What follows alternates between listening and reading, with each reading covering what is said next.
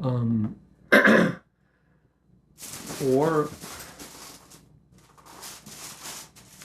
war is, um, it's, it's insane. Um, it's, um, it's ugly. Um, it's, um, it, it, within war, uh, right and wrong don't exist. Good and bad don't exist. Um, you can you can just there is it, it's insane. It and it it it reaches in and it I think inside of every one of us there's I'll call it a pilot, like a pilot light, okay, in a gas appliance, and that pilot light is it's just a little flame of ugliness in each one of us, and war goes in and turns that pilot light into a raging fire, a um, a bonfire inside of each human being, and it it it it can physically scar, but it emotionally, and what's worse is it morally overwhelms the boys and girls who fight the war, and then when they come back, they they a non-war environment is impossible for them to just turn off all the skills that they used to survive while they were in war. They can't come back to a non-war place and turn them off. And what I've found is that civilians don't want to hear about the ugliness of war. Civilians are still thinking in terms of sacrifice, um, patriotism. I mean, people will look at me and go, "You sacrificed your sight." No fucking way I sacrificed my sight. I got my sight taken away. I didn't sacrifice nothing. And when people say that he made the ultimate sacrifice, trust me, he didn't sacrifice his life. His life got snuffed out, and maybe very brutally, and maybe over a very prolonged amount of time. Uh, um, and I,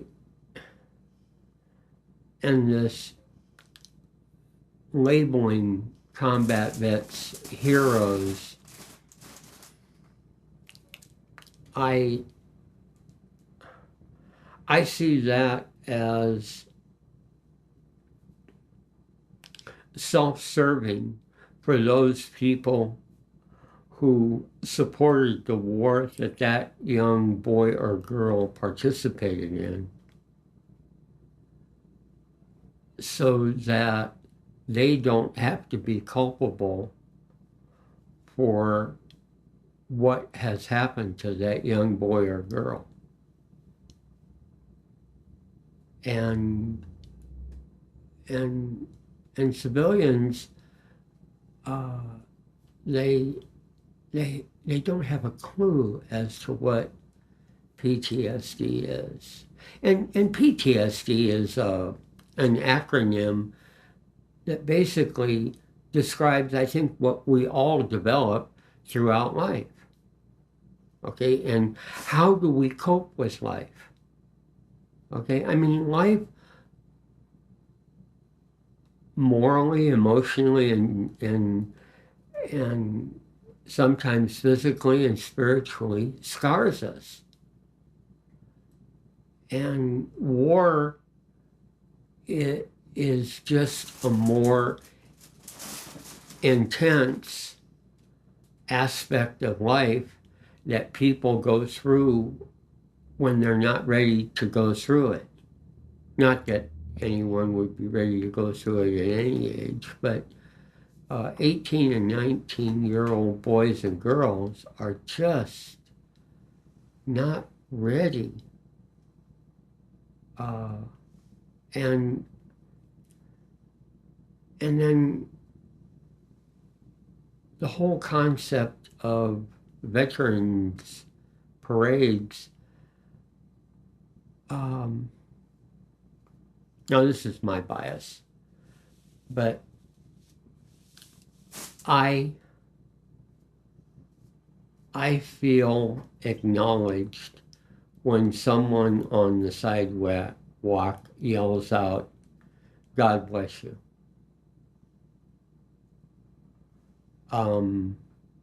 I feel like that's, for me, the best thing they can say.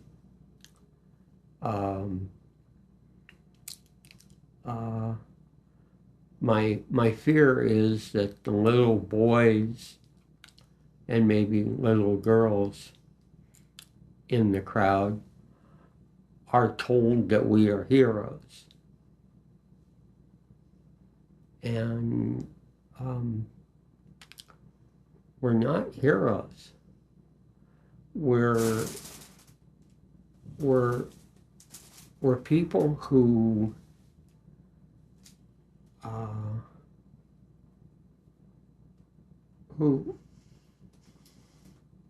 joined the military for any number of weird-ass reasons, and then got put into an environment that we just weren't prepared for. And and so often people will say to combat vets, "Well, you don't have that PTSD, do you?" Well, what the hell is a combat vet supposed to say? Is he supposed to be true to himself and say, "Yeah, I do"? And then have those people look at him like he's some, wuss? Or is he going to say, "No, I don't have any PTSD"? And they're going, "Yeah, I didn't think so."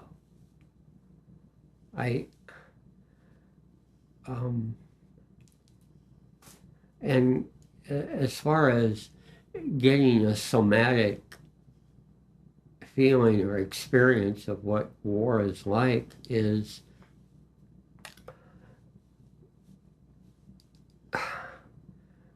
make a point of seeing 2 or 3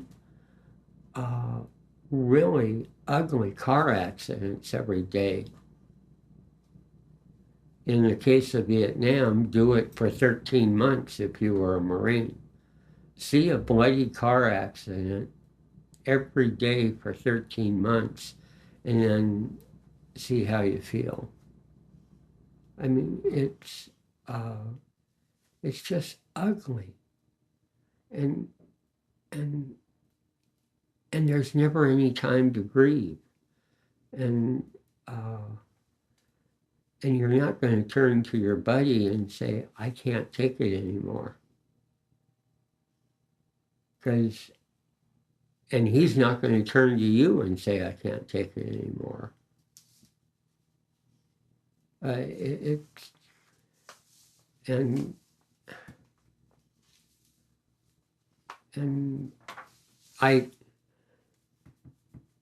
this is just me talking, but when I came back,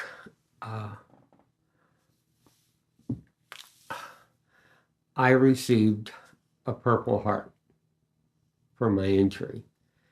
And I'll never forget the man who gave it to me,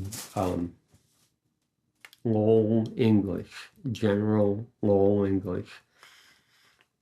And he and I actually became friends after that. But I'll never forget when he handed me the Purple Heart. He said, Jerry, this is the one medal no one wants to be awarded. And at the same time, if a combat vet says or claims that he has PTSD,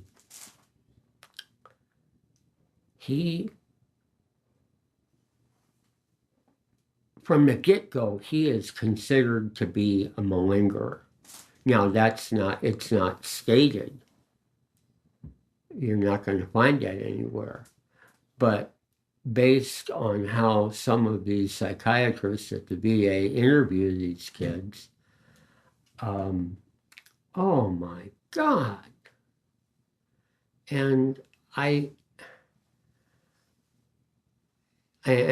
acknowledge it's getting better. If someone is diagnosed with PTSD while they're in the service, now, bang, it's a slam dunk.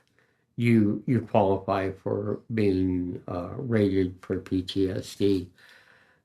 But I've often thought that for every combat vet who is diagnosed with PTSD, they give him a black heart, symbolizing